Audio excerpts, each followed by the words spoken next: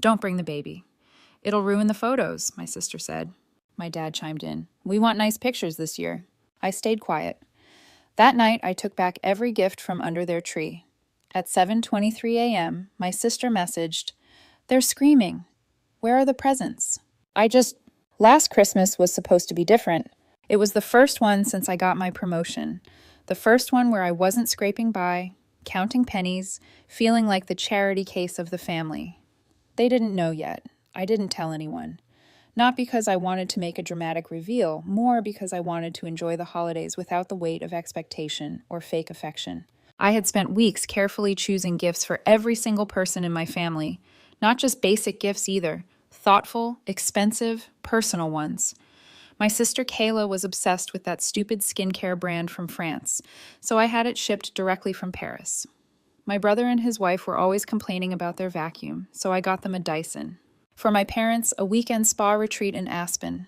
Even the cousins I barely talked to, designer scarves, gaming headsets, gift cards to actual restaurants instead of Amazon. And all of it came from me, just me. But the best part, the part I was most excited about, was dressing up my 6-month-old daughter, Ava, in this little velvet red dress with a white fur collar and tiny black boots. It was her first Christmas. She had no idea what was going on, but I did. I knew this would be the picture I'd keep forever. I even booked a professional photographer to come take family photos in front of the tree.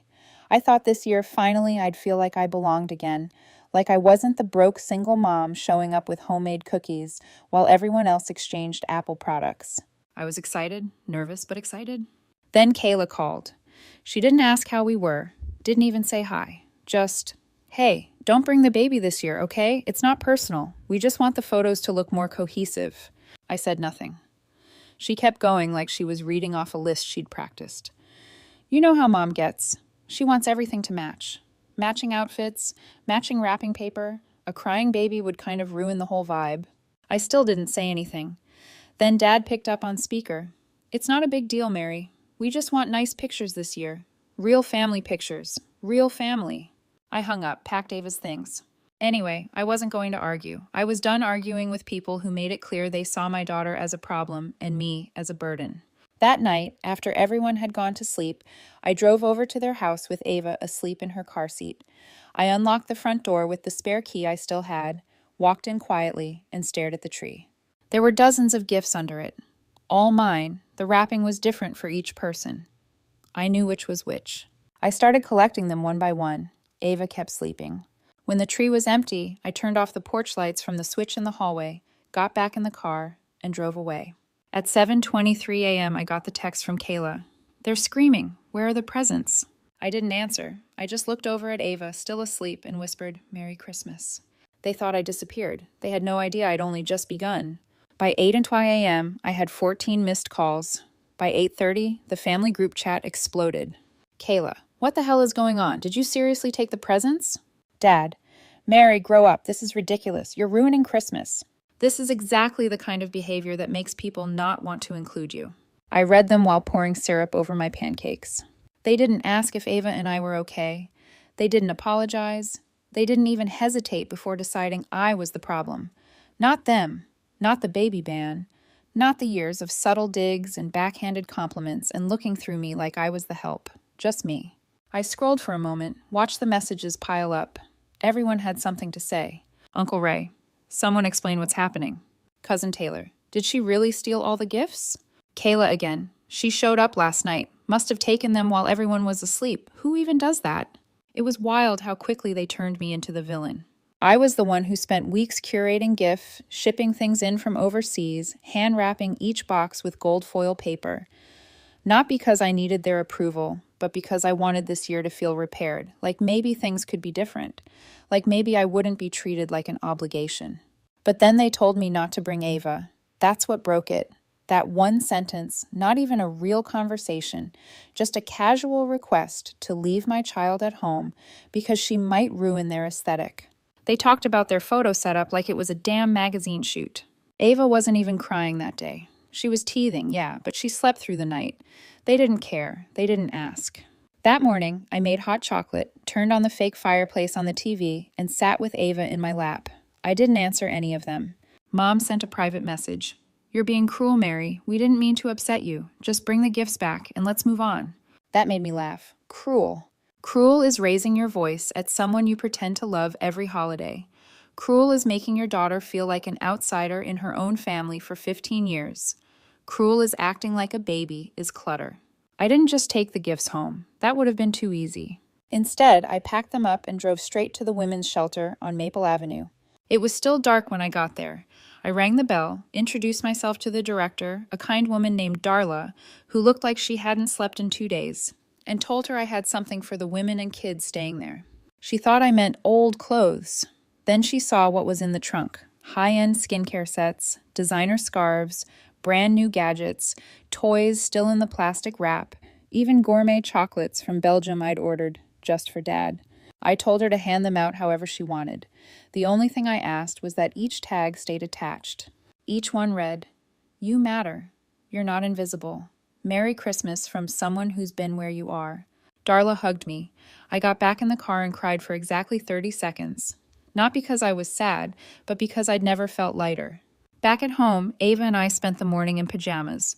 We danced to Christmas music, watched cartoons, and took blurry selfies with syrup on our faces. The phone never stopped buzzing. Let them scream. Let them spin their stories. They still didn't know where the gifts went. And they definitely didn't know where I work now. That part, that's coming. The texts didn't stop for 2 more days. They went from shocked to angry to suddenly sentimental. By the 26th, Mom had switched to guilt tactics. "We just wanted a peaceful Christmas. Mary, you always make things complicated." Dad followed up with a passive-aggressive gem. "Guess we know where your priorities are now." I ignored it all. I didn't post anything about Christmas. No photos, no captions. I let them stew in silence. But then Kayla made the mistake of trying to publicly shame me. On the 27th, she posted a photo of the empty Christmas tree on Instagram. Just the tree, no gifts. Her caption said, "Some people only give so they can take it back. Lesson learned. Family shouldn't come with strings." I saw it at lunch. I was sitting at a conference table in a glass-walled office on the 41st floor of a midtown building, eating sushi off porcelain, while our junior designer pitched a $1 million lobby renovation to a client. When it wrapped, I excused myself, walked back into my office, closed the door, and stared at Kayla's post again. That's when I decided it was time. I opened Instagram. My profile was still private. Most of the family didn't even follow me. They'd long ago written off anything I posted as depressing.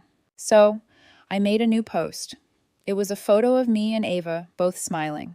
She was wearing the velvet red dress. I was wearing a blazer and heels, sitting in my office, skyline behind us. On the desk in front of me was a gift bag with my company's logo on it and a note. "Thank you for everything you've done this year. The partners."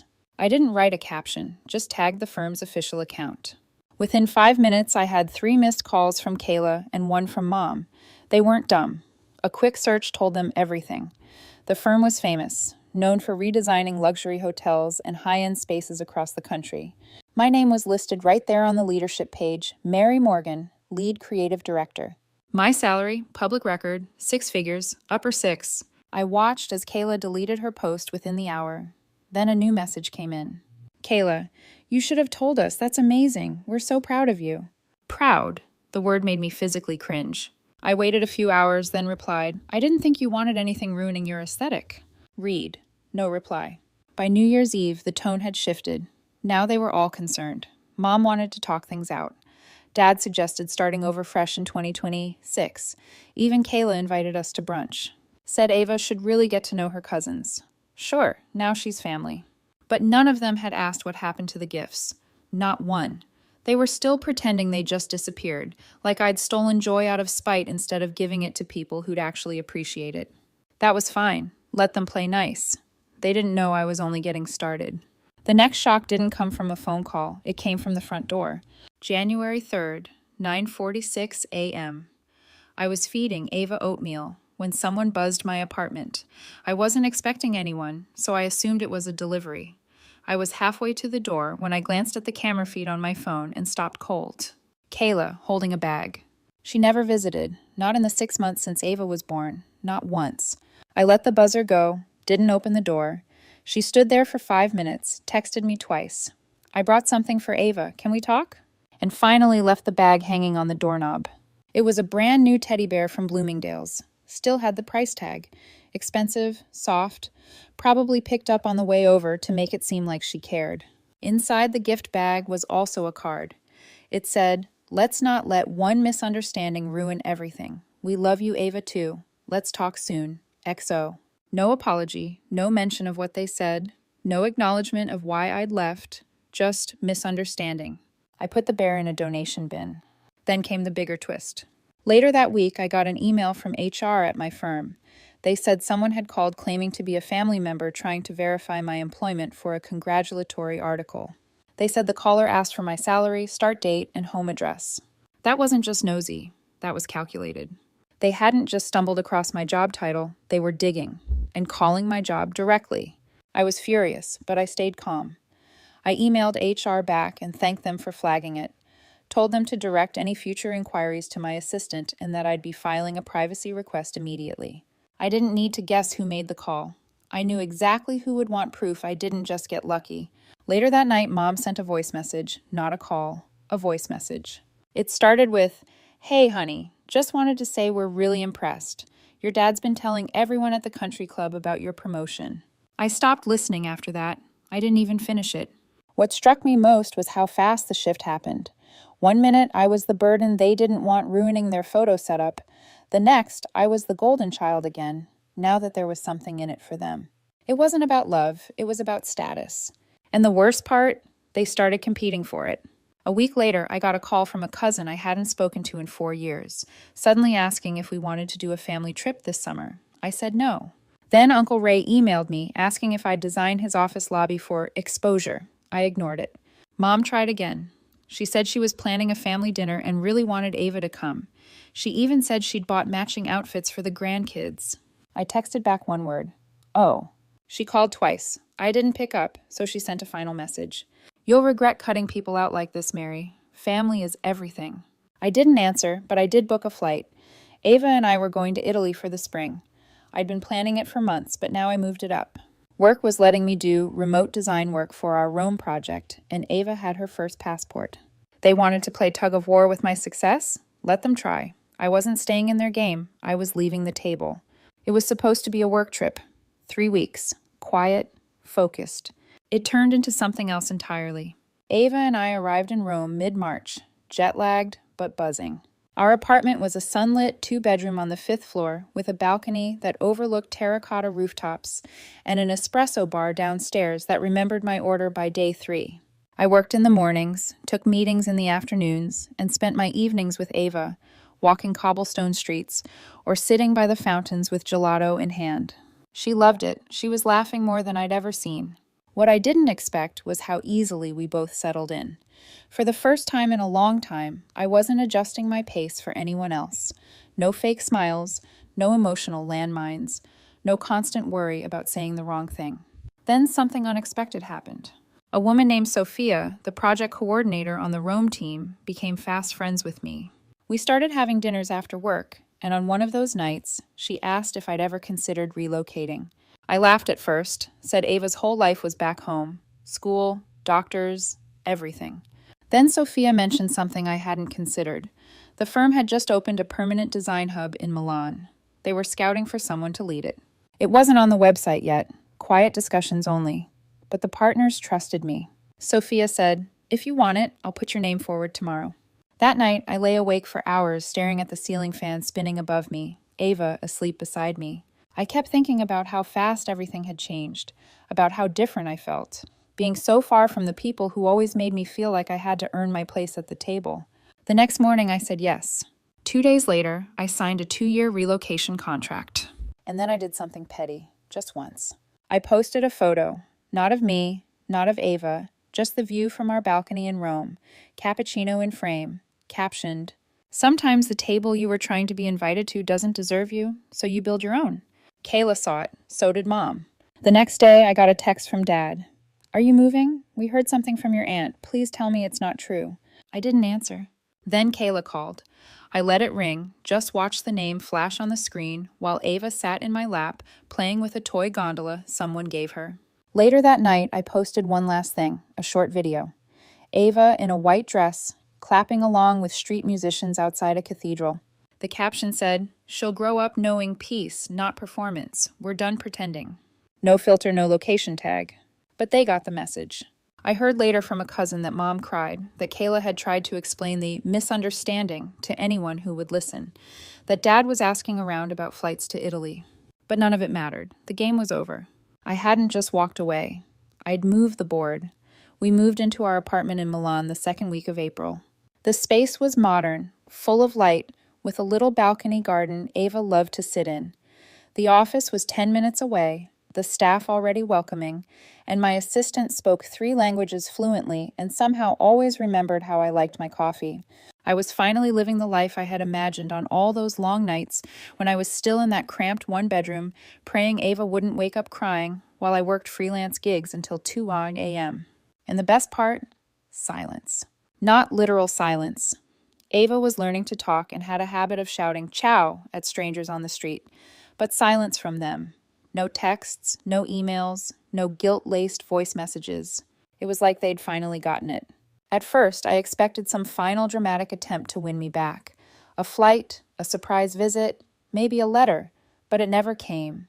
They stopped trying. And for the first time in my life, I felt what it was like to not be chased by obligation. Just freedom. It wasn't that I hated them. I didn't. I just didn't need them anymore. And they didn't know how to love someone they couldn't control or shame into staying small. The emails about birthdays and reunions went unanswered.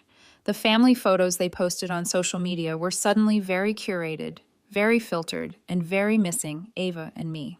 I watched from afar, detached, unbothered. Sometimes I wondered if Ava would ask about them when she was older. Maybe she would, maybe she wouldn't. If she did, I'd tell her the truth. That not all families are safe places. That sometimes people only love you when you're easy to love. And that when they show you who they are, you're allowed to believe them and walk away. She wouldn't grow up chasing scraps. She'd grow up watching me build a life where we were loved fully, or not at all. 2 months after the move, I stood on a rooftop garden during an event we hosted for clients. The sky was golden, wine glasses clinked. Ava was being passed gently from designer to designer like she was a celebrity. And someone asked me casually how I got to this point. I just smiled and said, "It started with a Christmas tree." They laughed. I did too. But in my head, I finished the sentence. It started with a Christmas tree and ended with me finally choosing myself. And I never looked back. Ava just turned 2. We had a picnic in the park near the Duomo with a few friends from work and our neighbors who've become like extended family. She got a little red scooter, gelato all over her face, and fell asleep curled up in my lap while the sun set over the city. There were no drama texts, no backhanded compliments, no guilt, just joy. I got promoted again last month. Creative executive, overseeing European projects now. My name's on contracts I used to dream of, even reading. And sometimes when it's quiet and I'm walking home from work, I still catch myself wondering if all of this is real. It is. And they're still where I left them, spiraling in their own echo chamber, still trying to decide whether to miss me or be mad at me. But that's not my story anymore. They took me for granted one too many times, and I gave them every chance. I gave them everything until I stopped. Now Ava and I wake up to church bells instead of group chat alerts. We spend Sundays painting on the balcony and laughing too loud in restaurants. We're free, and we're finally home.